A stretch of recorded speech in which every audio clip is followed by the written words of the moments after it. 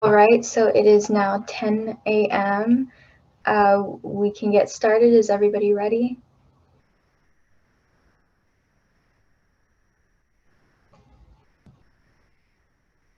Hello. We here are ready to get Yes, going. yeah, we are. Okay, perfect. Okay, so hi everyone. Thank you for joining, and thank you if you're rewatching this as well, especially the case competition students. We are now on day 3 of our morning sessions for the speaker series. Today we have Jordan Blue and Shumin Yeo talking on the topic of cost reduction in global mobility.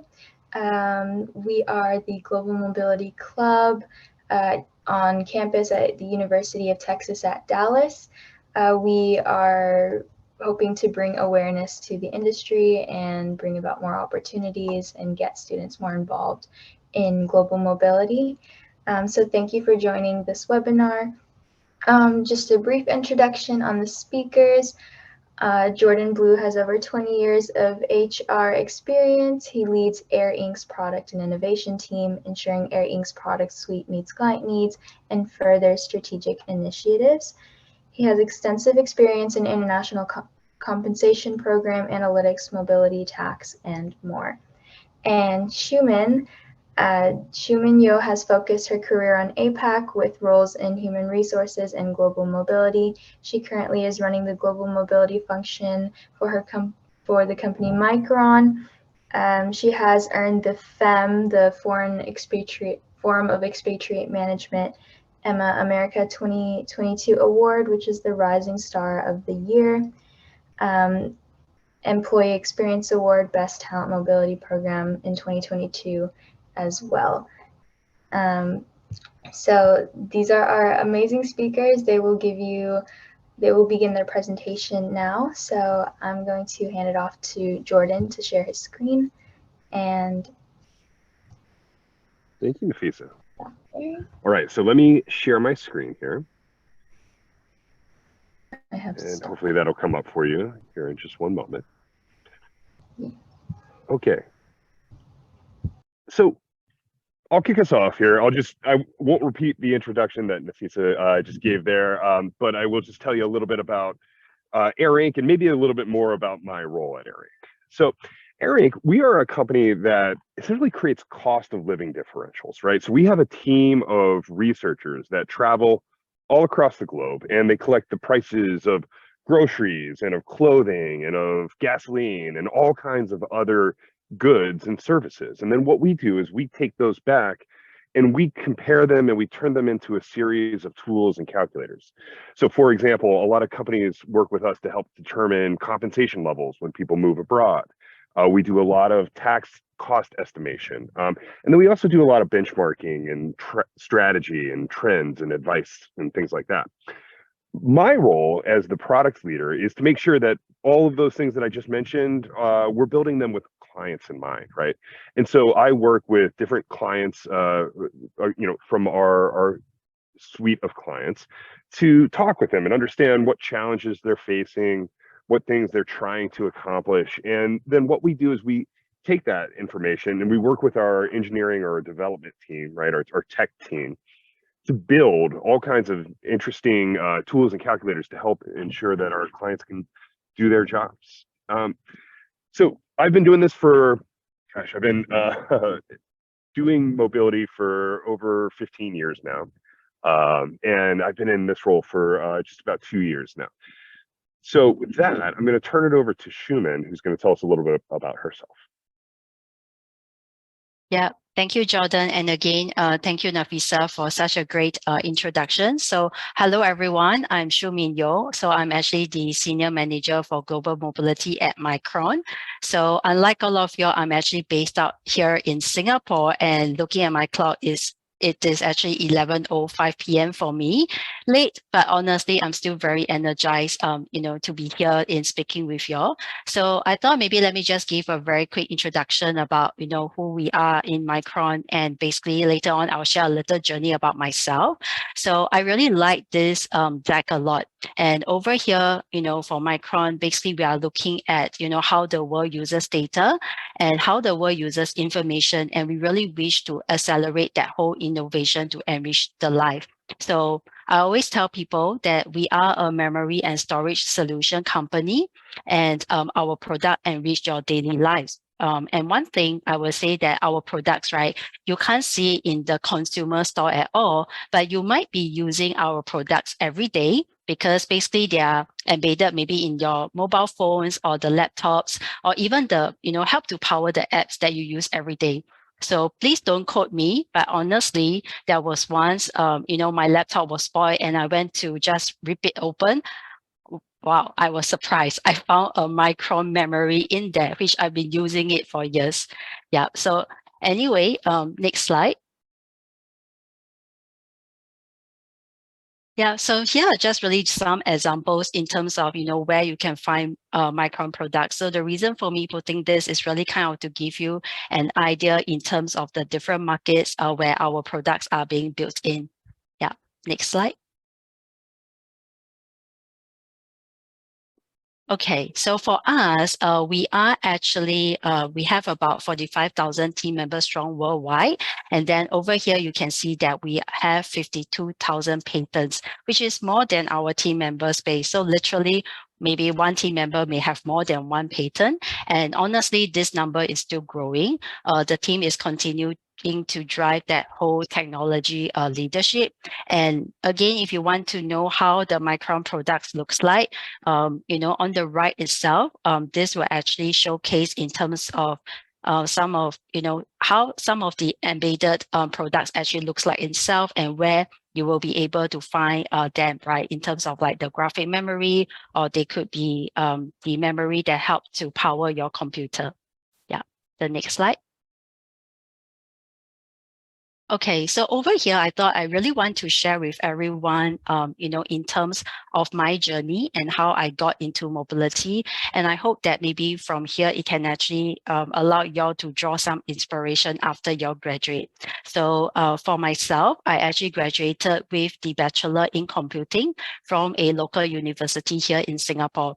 So as I'm talking to Jackson, Nafisa, and Mona, when they invited me to be part of this webinar, it really reminds me back then in my university days, I was also in this student-led club, right? And we actually bring college students to the school and share with them why they should join the faculty.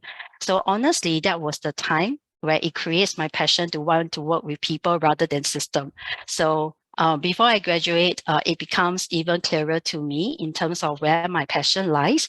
And that's where, when I was looking for a job, I was very intentional that I want to find a role where I can actually work with people. So very blessed to be landed a job with a joint venture company right here in Singapore.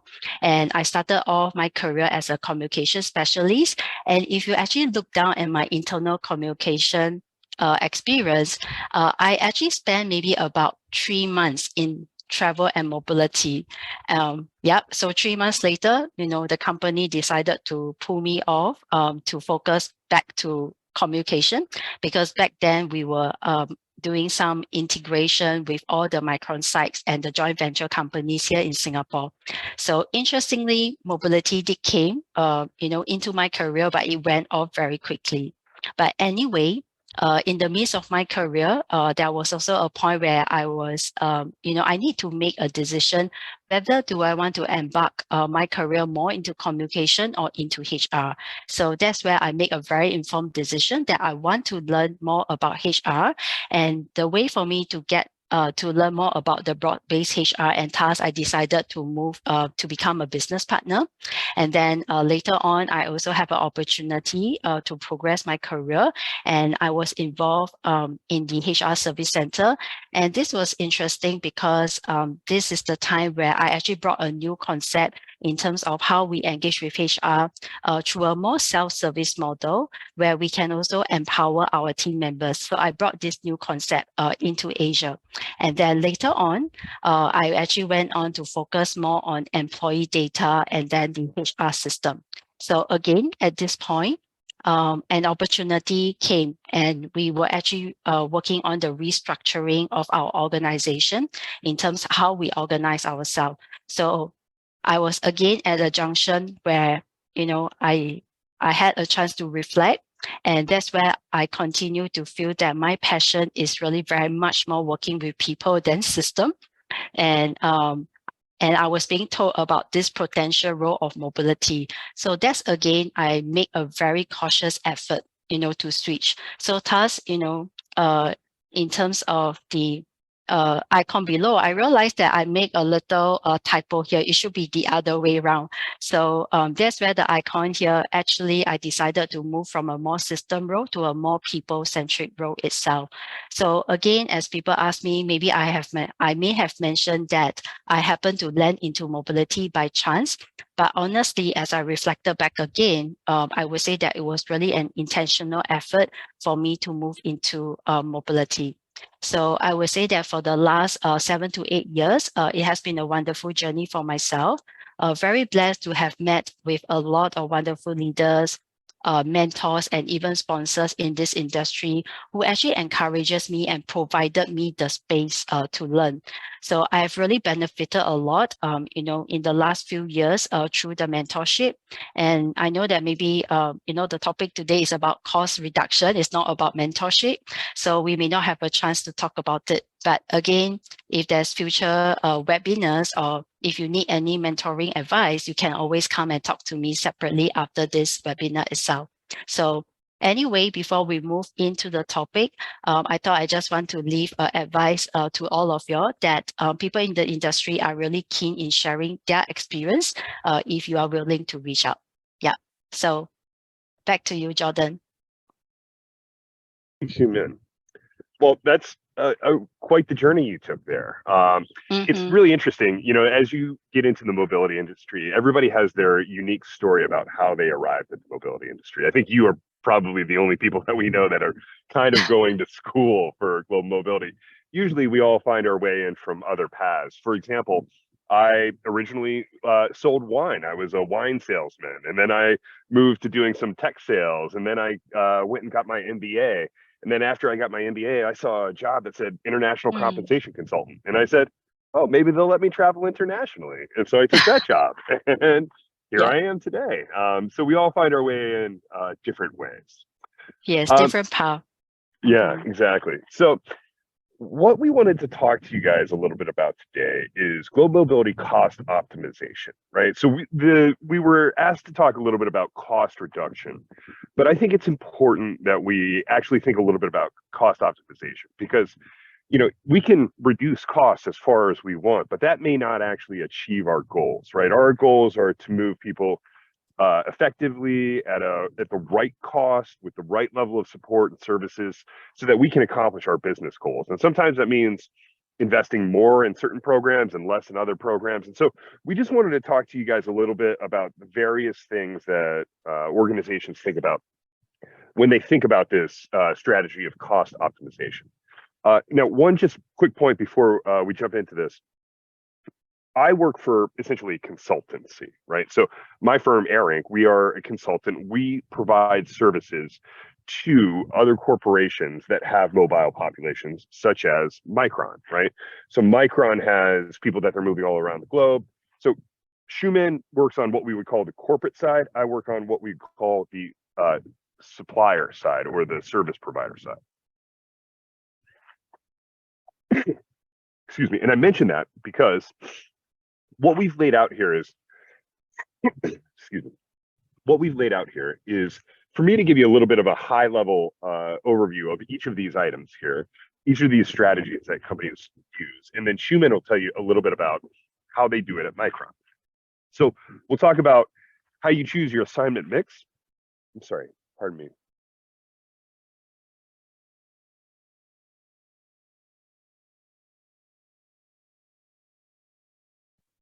Apologies. So we'll start by talking a little bit about the assignment mix. We'll talk a little bit about what benefits we put into policies. We'll talk about why taxes are very important. And we'll also talk to you a little bit about how you build your program or how you build your mobility function. So let's jump into it. On this slide, we can see sort of a history. So on the left-hand side, you see a long time ago, really in the 50s is when global mobility got started. It started with oil expats, right? So if you think about, Exxon of the world, they needed to send people around the world to work on oil rigs. And so they started sending people on what is called a long-term assignment or a home-based equalized assignment. Those are generally very costly, but they're really good for the people that are on those assignments, right? They are essentially equalized to their home level of living. And so oftentimes we provide a lot of different benefits to make sure that they can do that. More recently, we've switched to more of a permanent transfer approach, right? Excuse me. The permanent transfer approach is more popular now for a variety of reasons. One, it's less costly. Two, it's not as much of a burden to live abroad. So if you've ever gone, to some other country, you walk into a grocery store, a lot of times, all of the, the foods and the items on the shelves will be unfamiliar to you. And so historically, that was a real challenge for people. And they used to have to go to special expat stores or American stores or whatever else to find the things that they want. Now you can find most goods available throughout the world. And so what this has mean is that people are starting to use these different types of assignments in different ways. So Shumin, do you want to talk to us a little bit about how you guys do this at Micron? Yes, yeah. So thanks, Jordan. Yeah. So I would say that it's really a purposeful driven mobility, that you are seeing over here. So again, before I go in and talk about, this framework, which I really like a lot, I think just to set the context, right, I think we need to recognize that, although the mobile workforce, maybe they may make up to be just about, say, 1 to 2% of the overall company global workforce itself. But again, this group, they may actually represent a high percentage of the executive leaders, and some of them could be even the technical subject matter experts or even high potential talents, right, that we do want to retain. So I would say that it is really important for the mobility and leaders to leverage on a something like that we call as an optimized workforce mobility cycle, or a framework, which we are going to show in the coming slides, to help us recognize what may be a suitable program, in enabling to bring, in enabling to, I would say, to attract and even to retain this talent, right? And to look at a way where we can actually optimize the spending, because it's no longer just about, moving someone just from a point A to the point B anymore. So over here, this is one of the framework where I like, because, basically it all starts with a purpose, having a very clear purpose, a very clear vision, what is the company's strategy, and then coupled with the macroeconomic factors. And with that may actually help to drive, the various variety of mobility program that the companies might need to establish in order to attract and to retain this best talent to support the business plan. So the outer circle or the outer ring over here of the model, what it basically demonstrates are the various resources and the tools that we potentially need to have as a mobility in-house person to really support this entire ecosystem of the talent management cycle, so that we can continue to drive and to achieve that whole business outcome. So I see that there's actually a question in the chat. How can organization balance the need to optimize costs with the need to provide employees with attractive relocation package and increasing demands for better benefits? I thought maybe I can try to address this maybe in the upcoming slide. So next slide. Yeah, so again, going back to the earlier statement, right? True enough, the workforce, maybe they'll make up to 1 to 2% of the entire global workforce itself. But again, I think what I'm seeing here is that is no longer just a one-size-fits-all program anymore. Basically, I would say that from the budget over here on the right, we know that the various programs, they will always come with a different price tag itself. So one way I would say that how we can actually manage it is to come up with a framework, something like this on the left, where the mobility, it will be purpose-driven, right? Where this framework can actually help to guide the business to really understand what is the purpose of moving this person. And then from there, we can have the recommendation and the proposal in terms of what would be the best recommended program. So let's say, for example, maybe this relocation could be meant for more for developmental, and in order for you to kind of stretch your dollar across the different purpose, right? As I mentioned, it's no longer a one size fit all. That's why you may want to craft and design different cost-effective program based on your purpose itself, in terms of where you may want to put in your dollar spend. Sorry, I would agree with that, Shumin. I think that that's the right way to sort of, optimize. Essentially, we optimize within each of these buckets. So if we have somebody who's, again, a high developmental value, right, but maybe a low business value. So think about somebody who's like a recent MBA hire, right? We think that they're going to go on to do a lot of great things, but they don't have a lot of experience, right? And so maybe what we want to do for them is we want to provide some sort of learning experience. And so maybe we would put them on sort of a short-term assignment or a series of rotational assignments. If you were maybe like a business leader and this is a strategic opportunity, maybe we're sending somebody to run an entire country. Well, maybe that's when we would put them on a long-term assignment and give them some more benefits. So essentially, it's about balancing the budget versus the purpose of the assignment. And so this is the way that some companies look at this. We call this purpose-driven mobility. So that's the first way that companies will often look to rationalize their costs and make sure that they're spending their money wisely. It's making sure that people go on the right types of assignments, right? And making sure that the investment in those assignments is at the right level for that particular person. Another way that we determine our cost optimization is by what goes into our policies. So earlier on this slide, I showed you a bunch of different policies here: long-term, short-term, globalist, host plus, one-way permanent transfer. You can see here on Shumin's slide, there's self-directed or remote, hybrid, commuters, rotationals, et cetera, et cetera. So there's all of these various types of policies. And one of the things that companies do is that they will benchmark them. So my company, again, I remember I told you we do a lot of advisory services, we do benchmarking and things like that. What that means is that we put together surveys and we send them out, and companies from all over the globe will respond to them. And then what we do is we help to work with companies that say, hey, this is what I provide for a settling in cash allowance. I provide a one-time allowance for $750 for employees without dependents, or $1,500 for employees with dependents. And then what we would do is we would look at the data that we have already collected to say whether or not that's above market, at market, or below market, right? And so in this instance, we would say that this is actually a little bit below market for this company. But that's not necessarily bad, right? Like you don't have to do exactly what the benchmarking says to you. But rather, what you should do is you should look at the benchmarking for a guide and then figure out what makes sense for your own organization. This happens pretty regularly. We want to make sure that our policies are competitive. And also what we'll look at when we do these benchmarks is how costly are they, right? Like how costly are each of these services and what level of value do they provide? So for example, there are some things that we must provide: travel to the host location, settling in cash allowance, maybe not. It sort of depends. So Shumin, do you want to tell us a little bit about how you might do this at Micron?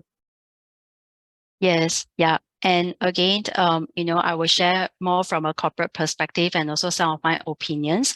And honestly, like what Jordan mentioned, I would say that even before we start to work on the benchmarking, it's important for us to first understand what are we trying to change, right? That whole purpose, again, the why.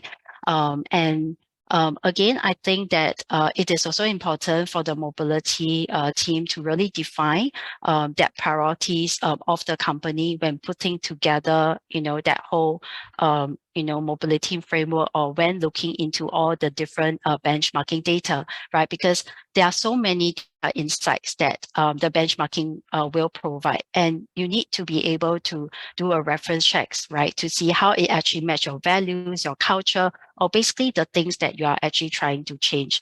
So here are really some reference points, I would say, in terms of what the talent mobility team can really consider by asking ourselves, like, what is really the organization philosophy? What is our values, right? What is our care about? Maybe different organization, they may have different care abouts and values, because I still remember that I was actually in a recent conversation with one of my peers. So for her company, basically they deal with the health of the animal. So certainly for them, it is in their DNA where they need to take care of the employee pets, right? Because of the things that they are doing as a company. And then you may also want to consider things like sustainable mobility.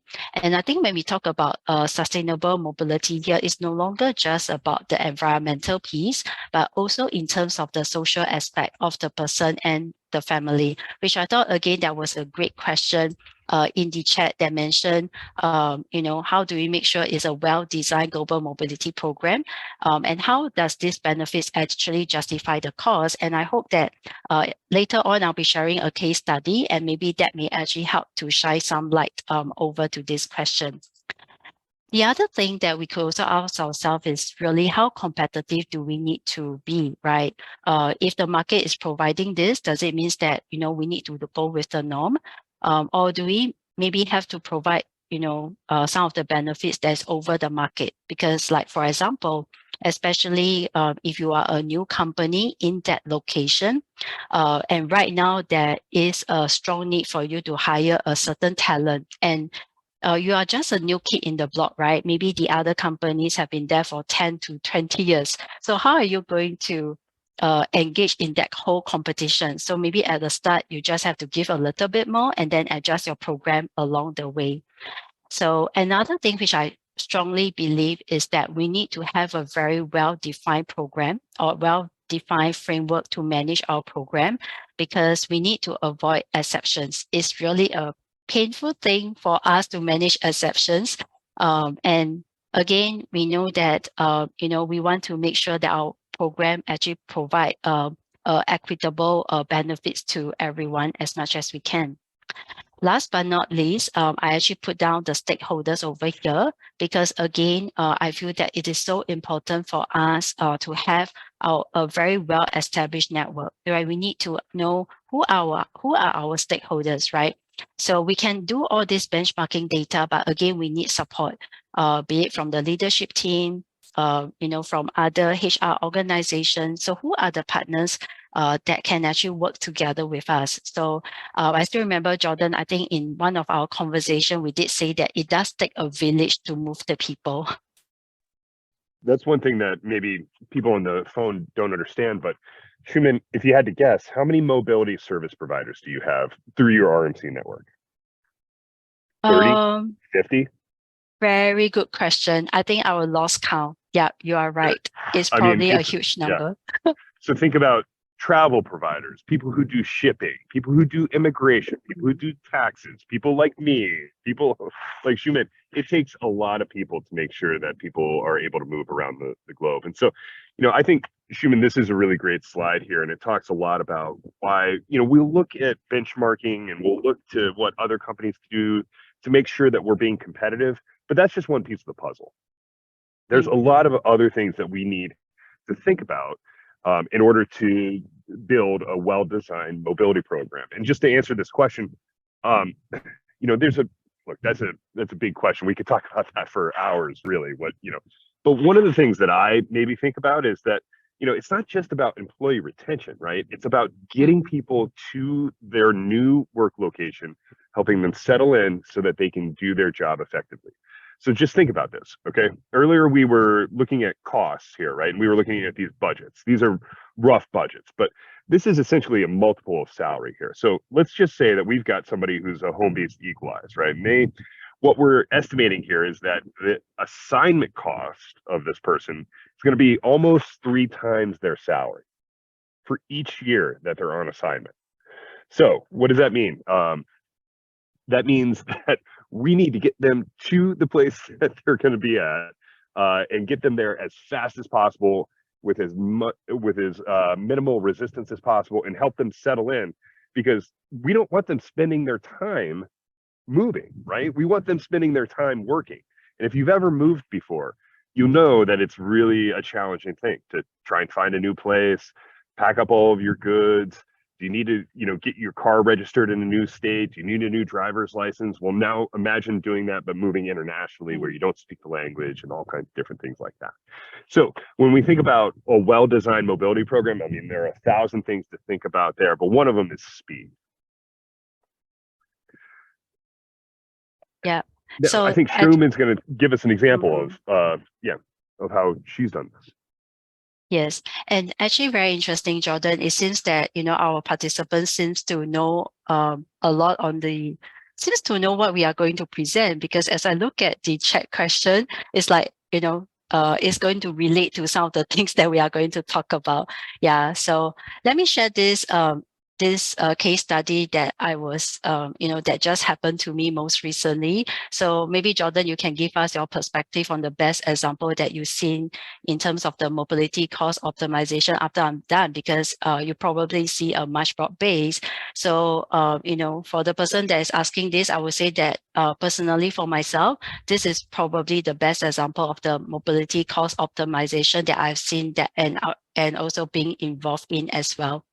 So, okay, so this case study, basically, it happens recently to us over in India, and most of the companies are basically looking for what we call as summer interns, right? So very similar to your summer internship. And again, I think certainly this is one way where the companies are looking at engaging with the students prior to them graduating. And the interns, generally, they may not be located in the locations where the company operates in, basically where Micron operates in. So that's where we will need to support their move, to move them to where our office is. So for us, we do have a very well-established internship program that was created when we first started our operation in India several years back. So we were kind of like that new kid in the block back then. So we feel that, now is probably the time for us to review through this program. We did benchmark surveys, just like what Jordan mentioned. We actually surveyed companies from similar industry or similar size like Micron to understand what they are providing to these summer interns. Very interesting result.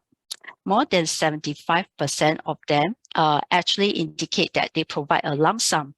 And this seems to be a norm actually in India. And I think, the companies are doing that really because it enables them to better control the cost. And also at the same time, I'm in this very perfect situation. I got pressure from our leadership team to reduce our program for better cost containment because of some of the macroeconomic things that we are observing in the market, right? So we certainly want to be able to protect, the company itself.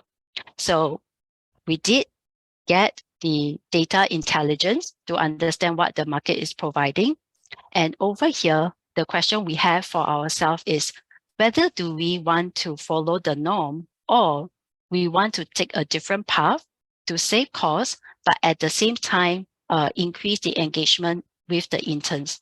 So again, back to the earlier slide where I talk about, what is your objective when you relook at your program and what is your philosophy, right? Because I think it is very important for us to be able to keep to the philosophy of our program and also to keep to the company value. So over here, we decided to take a different path because it is very important for us to make sure that, to continue to ensure their whole duty of care, meaning that the interns are staying in a proper housing, right? We do not want them to kind of just go and look for the housing themselves. So as we look at the program, we then start looking at where is our biggest spend. And it turns out to be accommodation. So what do we do now, right? Yeah. And I think, we were kind of in a very sweet spot because during COVID, as we all know, there's a lot of new norms, a lot of new ideas are being created. And even in India, the co-living space becomes very popular right now, especially with the younger generation. And what is even nice about it is that there are a lot of co-living space being built up. So literally, we might be getting like a new property where no one has stayed before. So everything was like brand new. So thus we decided to tap on this potential source to look at basically to look at the alternative accommodation. So again, back to the earlier slide, if you remember us talking about that whole ecosystem that we need to build in moving the talent. And that's where over here, my ecosystem, other than the relocation management company, very important is the talent acquisition team, where I involve them in a very earlier stage and also to involve them as part of the decision making in terms of where do we want to place the intern, and also get their buy-in that, yes, let's not move into a lump sum. Let's continue this journey to try to look at alternative accommodation to actually reduce the cost. Because at the end of the day, we need to know who is the one fronting the interns and the hiring manager. And that's our talent acquisition team. So it is very important for us to get their buy-in so that we are all aligned as we move forward. And what we actually did differently is that we started to put basically a site tour together where we went down to explore different accommodation. And we were actually looking at a variety, right? Not just the co-living space. We have like different tier, the high tier, the low tier. And that allowed us to actually put our proposal together, and then we can better gauge the quality as one team. So, when we did all these things, so when we actually did all these things, there was, at one point, it becomes very clear. There are certain things where it cannot be compromised, right? Because if we compromise that, we know that maybe we won't gain the trust and the engagement anymore. So thus, certain things is very important to us that, yes, true enough, we want to save costs, but at the same time, the quality of the accommodation, that whole duty of care is so important, because that will allow us to engage the interns in the very early stage of their onboarding. So very proud to say that we managed to actually find an alternative solution to house this intern. We were able to reduce the cost. I can't share the actual amount, but just as a ballpark, we were actually moving more than 50 interns into India, and the amount we saved is in six digit USD. Yeah, and actually we are able to achieve this cost even without moving into the lump sum program for now, and at the same time, keeping to the true value of our program, right, where the duty of care is important. And right now, we just run a survey, to actually check in with the interns about their onboarding, their whole relocation experience. And in fact, more than 70% feedback that they like this arrangement a lot. And we even asked them a question: will you prefer a lump sum program, or, the current arrangement we have for you? Yeah, that's where the 70% actually says that, no, don't give me a lump sum. Help me find a housing. Yeah. And I think, just to add on, why this, cost optimization is so successful. And honestly, I didn't even know this might happen. A parent literally tagged along with her daughter, and seeing how her daughter is well taken care, she's relieved and she went back home. So I think, back to some of the earlier questions, these are really the kind of benefits that we will see from some of these cost optimization projects. So again, being very clear in terms of what you are trying to change and what is important for you to keep. Thank you, Shumin. So I'll just share maybe one example of cost optimization that I thought was really a good one lately. So we recently worked with an organization, and they had a goal to increase DE&I within their program, right? So they wanted more diverse candidates. Typically, unfortunately, the typical mobile person is oftentimes, a male or, a white person, and they wanted to have more culture within their mobility program. They wanted to encourage more women to take assignments and different things like that. So what they did is actually they built in an adaptability budget into their policy. So it was just a lump sum of money, and it was there to be able to be used on things like more childcare, right?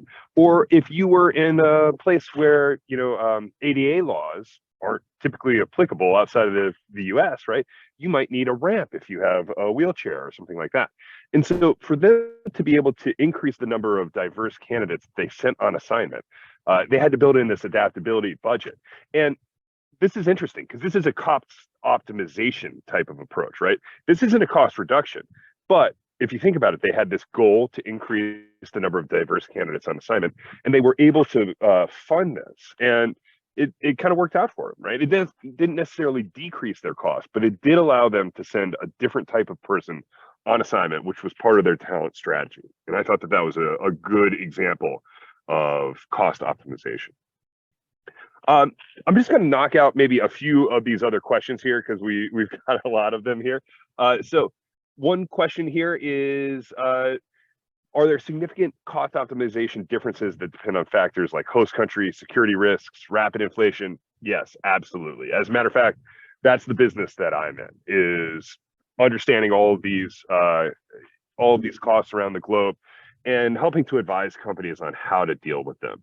So we have a series of tools and products that help to keep people up to date on what's happening with things like rental rates around the globe, right? So Shumin just mentioned that, hey, by the way, accommodation, that's typically one of the top costs that companies will encounter. It's usually taxes, then accommodation or housing, and then it goes into some of the other elements like shipping or travel or different things like that. So there are a lot of them out there that definitely depend on that. And especially right now, we're in a time of really high inflation, really almost all the way across the globe. Everyone is experiencing high inflation. And as a matter of fact, the US is actually a low cost place to live. It's an incredibly low cost place to live. Salaries are high, taxes are low, cost of living is low. So when we send people abroad, oftentimes their costs go up in ways that we might not expect. Yeah, a lot of things to think about there. But again, mostly it determines, or we have to think a little bit about, how do we accomplish our business goals? There is one question also here, just how do you determine which elements of a mobility program should be prioritized, which should be protected to maintain employee satisfaction? Well, Shumin just mentioned, they survey their employees all the time, right? That's a very common thing that organizations will do, is to survey their employees and understand, what things are important to them. And I think that there was another question in here, a little bit about what are some of the pitfalls or what are some of the mistakes that companies might make while doing this. And one is not listening to your customer, right? So you have, as a mobility team, you have a couple of different customers, right? You have your leadership, you have the business units that you're working with, you have the employees that you're working with, and you have their families, right? And so there's a lot of different people that you kind of need to make happy. And so making sure that you speak with them, understand what is important to them early in the process is the best way to make sure that you avoid some of those pitfalls. Shumin, I don't know if you have anything to add to some of those, or we can just kind of move on to our next topic here. Yeah, I think we can move on. Okay. Lots more to talk about. We'll get to all of these questions once we get here to the end. But the next thing that I wanted to talk a little bit about is taxes, because whether you know this, you might not be aware of this, but taxes are a huge portion of any mobile assignment. So here we have an example of what is called a gross up. This works for domestic mobility. This is a US example here. So if I want to pay somebody $1,000, if I pay you $1,000 in your wages, right? Well, taxes are levied on that, right? Taxes are withheld by your organization and then remitted to the IRS. So if I pay you just $1,000, you're going to only get $780 in your paycheck, and so that doesn't really accomplish the goal, right? So Shumin, gave an example of housing, right? Well, if your rent is $1,000 a month and I'm paying you $1,000, but you're only getting 780 of it, well, then you have to fund $220 of it. So that's not really the intent of that housing allowance that I just provided you. So instead, what companies will do is they will do what is called a gross up. So they will pay somebody more than what they were intended to receive so that they get that amount in their paycheck. So in this example, if I want you to receive $1,000 per month for your housing allowance, I need to pay you $1,282 to account for the taxes. And so you can see how that increases our costs pretty dramatically, about 28%, right? That's a pretty big cost increase there. And that's just on one payment. Think about all of the other things that we're going to pay to people as they move. We're going to pay for their relocation, their flights, meals while they're traveling. Maybe we'll give them a reimbursement for a car or rental car. We might provide them temporary living once they get to the new location. We might provide all kinds of other goods and services or support, and all of that needs to be grossed up. And then once we start thinking about international taxes, that's when things get really, really complicated. And so there is a huge tax portion to any assignment. So when we were looking at those assignment multiples earlier, maybe some of you scratched your head and you said, those seem really high. That seems like, how could it possibly cost 4 times a person's, salary to send them on assignment for a year? Well, the reason is because the taxes play a huge deal. And so anytime we talk about cost optimization, we need to talk about taxes. And so one thing that I will mention to you is that if you are interested in going into the global mobility field, there are 1,000 ways to do it, right? I came through the compensation angle, Shumin came through the corporate angle. But one really effective way to do this is through the tax angle, right? So all of the big 4 firms have global mobility practices, although PwC just sold theirs, and now that's a company called Vialto. But regardless, international tax and mobility tax is a great way to get into the industry, and it is really important because, again, it's a huge cost, and so it's a really important part of any mobility function. Shumin, I don't know if you have anything to add there.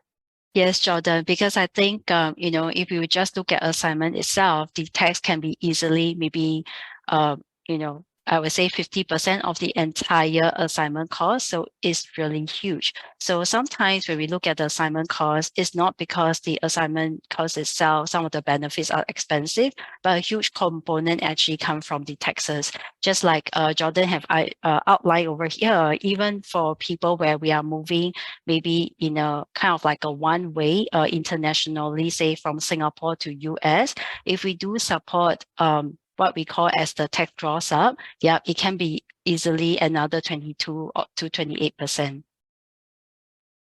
Yeah, I oftentimes get questions from clients about taxes where the tax bill is equal to the amount of benefits that has been provided. So just a really important thing to realize is that taxes are a huge component of any assignment.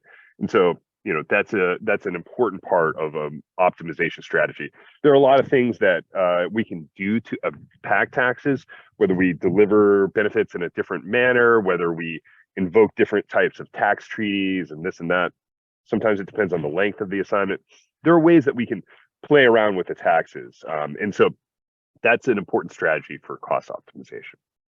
That's right. And I would say that, in terms of even utilizing technology, right, to manage some of the program, if we can have a clearer understanding in terms of how this cost looks like, I would say that it may not just be about reducing the cost, but it helps the business to better understand what is the cost so that they can better actually budget for this. Yeah. That's a big part of it as well. It's just sort of a know before you go, right? We have to have the cost estimate done. That's almost every company requires a cost estimate to be done before they accept an assignment. That's right. No surprises. Yeah. And just to answer one more of these questions here, is there a certain element that makes moving people more arduous? Is it the environmental aspect, conflicting cultures, the legal aspect, onboarding, or is it a combination? Of course, it's a combination, right? And it kind of depends on what angle you look at it from. From the employee side, if you're looking from an employee, it's probably cultural. It's moving your family to a new location where they may not know people, and it's very different. It's very difficult for families to move often. And as a matter of fact, the leading cause of assignment failure is an unhappy spouse or an unhappy family. On the corporate side, though, on the other side, it's oftentimes the compliance items that are sometimes the most arduous. So that would be things like immigration, taxes, filings, keeping up with all of the different documentation. That's one of the reasons why companies like Micron use companies like myself or like some of the big four firms or immigration firms to help them with all of these things.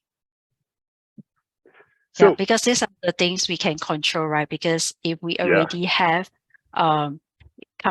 expert companies who can provide those expertise when it comes to immigration, tax, or benchmarking, we certainly want to be able to leverage the expertise from this company because these are things that we can control and we can actually build that as more like a foundation. And then on the other aspect, things like the cultural, the team member perspective, these are things that we can't control, but I think the question is, what can we do to help to make it less painful? And I think that's where, honestly, I have actually sat through some of the intercultural training. It is really important, I would say, for the family to go through that. And there might be different, you might be able to customize different program as well, depending on, the level of your employees. Maybe for someone, that is going there to lead the entire team, the entire site, right? Maybe we might need to do a slightly customized training program where it talks more about leadership, but versus his family require something a little different, where it's talking more about, how to live their life a little differently because now they are in a whole new environment. And I'll just call that out as one of the questions earlier was, what are the mistakes people make or what are the pitfalls? Cultural training is one of the ones that people see it on a list of benefits. Oh, yes. And they say, why do we need that? Why do we provide that? Cut that. And that is a huge mistake. Huge. Because again, number one cause of failure is an unhappy family. And if you don't help that family be happy in the new location, you can waste a lot of money on mobility. And then also, sometimes you're sending very senior people who lead the entire organization. And if they go over to another country and make a cultural gaffe, right, that can be very damaging to the organization. So I've heard of stories of companies that have lost, tens of millions of dollars because somebody went over and they shook their hand, with the left hand instead of the right hand, or something small like that we might not immediately think of, but is a really important part of doing business in a foreign nation. So cultural training, super duper important. Yes, Jordan, actually you raised a very important point, especially if that is like the senior leader and he may have to meet some of the government official. You want to make sure that you are able to understand the cultural aspect. Just like you mentioned, maybe the person is going to Japan, right? And we know that the culture there may be a whole lot different. How do you engage them, right, to really quickly establish and build the trust? And I thought I just want to share a very quick story here, because in fact, right now I am actually working on a repatriation of a US citizen back to their home country. But this team member actually was saying that the cultural training is the most important thing that he wants the family and the kids to go through. So even though they are going back to their home country, but because I would say that when the entire family came over to Asia, the children were still at a very young age. So that's why he felt that it is important for the entire family to go through the cultural training so that the children will be able to integrate, like you said, very quickly, back to a different culture. And then again, when the family can actually integrate back quickly, and that's where you actually solve a very big headache of the team member, and thus he will be able to concentrate more in his work. And that itself is I think, very intangible cost saving, right? You're absolutely right. I'm just going to go ahead and skip to the next slide really quick. We'll come back to this one just because I want to show this quote.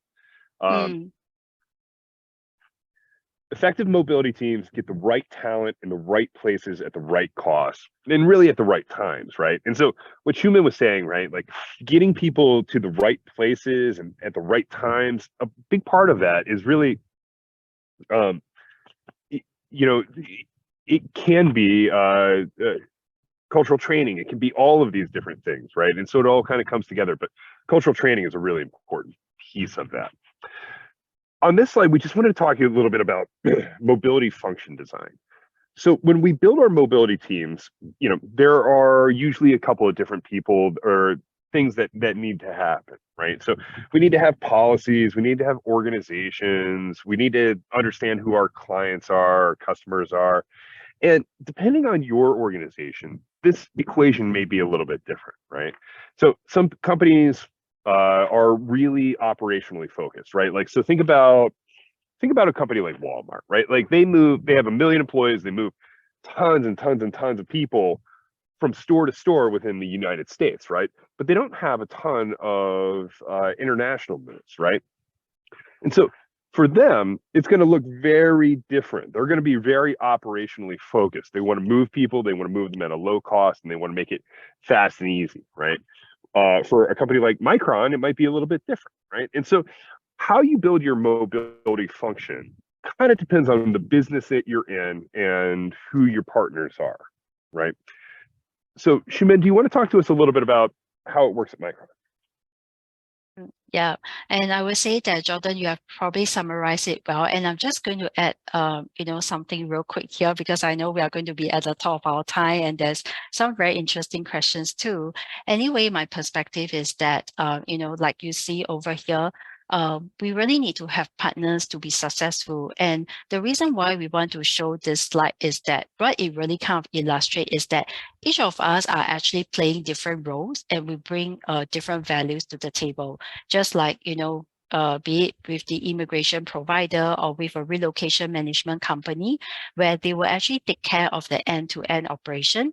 But for the mobility team, like myself, that's where, we are probably coming in, where we have more understanding of the company culture, or maybe, the direction that the company is moving towards too. So thus, we may actually want to be focusing more on partnering with the leaders, right, to help them understand more about our program, or to provide various solutions, because we are here to enable the business needs. So again, when the business leaders come with a complex situation, it's never about just saying no, but really what is the alternative solution that we can provide. So I would say that really the story that I'm trying to bring over here is that everyone has a different role to play in this entire ecosystem.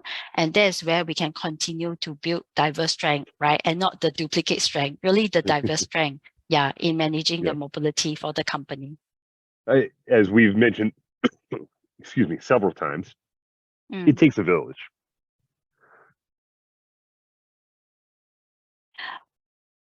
Sorry, it takes a village, right? It takes a variety of different service providers. It takes a variety of different people within your organization to run mobility effectively. And I'll just mention that in one of the questions, somebody asked about advice, right? Like not necessarily mobility related, but this is actually. Mobility is a very relationship-driven industry, right? It's a small industry. Shumin and I, we know each other. We've met with each other many times before this, even though we don't actually work together. And that talks a little bit about, it takes relationships. And so one piece of advice here is that as you get into the mobility industry, try and meet as many people as you can. They will go on to do great things for you later in your career, as the bigger the network that you have, right? Yes, yeah. And you never know, because like I knew Jordan for quite some time, but really the time where we get to work together is probably a couple of months ago, right? Because of all the fluctuations of currency that's happening around the world. So these are things that, we might be dealing with. And again, we need partners who we can actually work with to help to solve the issues that's actually happening. Yeah. Yeah. So Shumin, it looks like we just have a minute or two left. Do you want to take a question? Yeah, and I realized about that work-life balance question. I wanted to type the answer, but I click on the wrong button. But I thought maybe I'll just kind of answer that live as we kind of wrap it up, because probably I'm not a good example, since it's probably 12 a.m. for me and I'm still over here. So what kind of work-life balance, right? Yeah, but honestly, I think it's really about spacing out your time. and putting spaces in your calendar. Like for me, I don't work all the way from 8 a.m. until 12 a.m. No, yeah. So like for example, I know that there's such an important call tonight, which I'm very excited to share my experience. I will literally just leave earlier at 3 p.m. Do my own thing, and before I come back. So I think it really depends a lot on individual and the whole environment, your company culture, whether are they able to support this kind of hybrid work arrangement.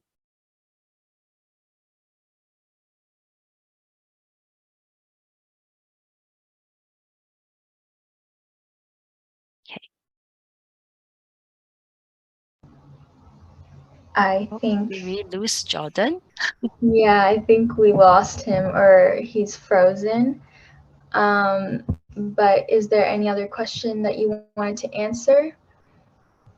Yeah, I'm just looking at, I think, the one on the technology.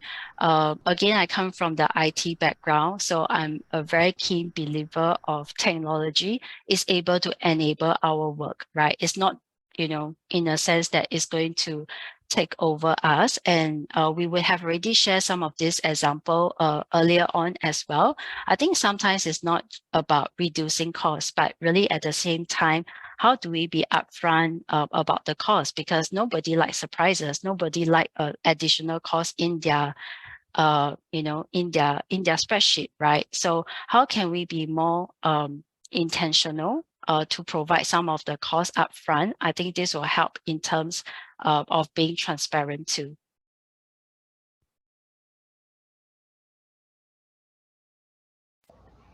All right. I know we are going over, and I think Jordan might be returning back. Yeah, because he just left. Can I ask you a few other questions? Okay, sure.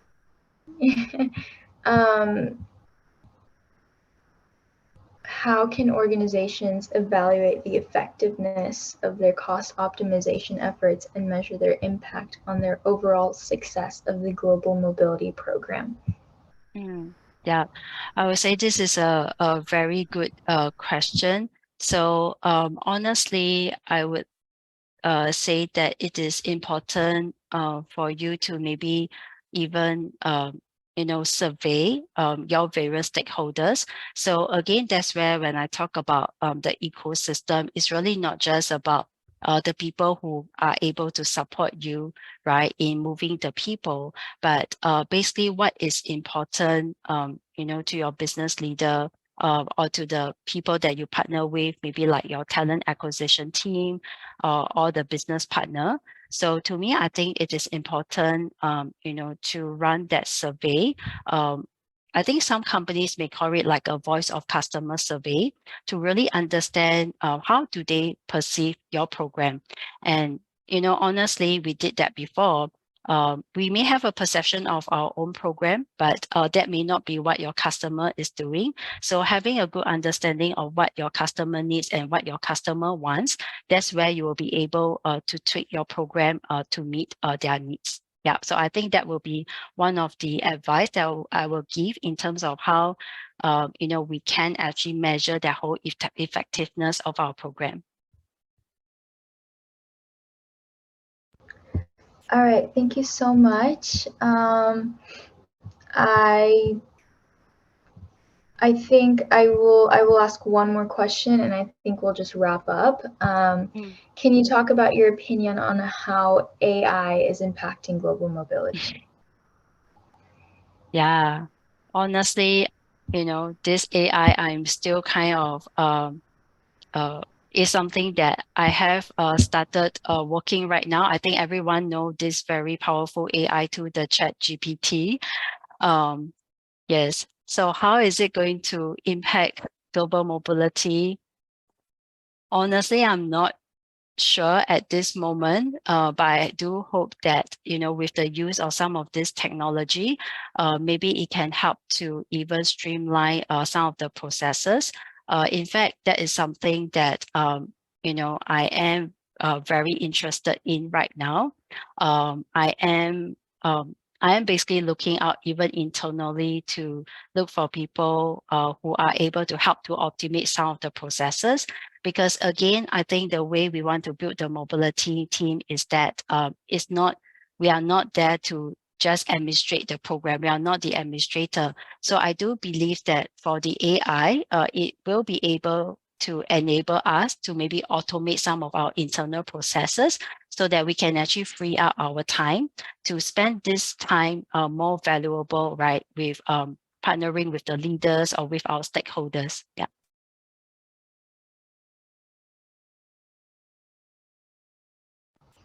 I think I'm just going to wrap up here. I don't think Jordan is going to be able to return back, but we can just end it here. Thank you to everyone who has joined the webinar session today, especially live. Thank you to Shumin who is literally spending her holiday, the first hours of her holiday, to do this. And thank you to Jordan for the amazing presentation. Thank you to both of you for collaborating. And thank you for everyone who asked all the questions. If you are a case competition student, please make sure to refer back to the recordings. They will be sent out very soon. And because there's a lot of content within all of these 6 webinar sessions that you can utilize for your research. So other than that, thank you for participating with the Global Mobility Club. We really appreciate it. And I think we can sign off now. Yeah. Thanks, everyone. Have a good rest of your day. Thank you. Bye-bye.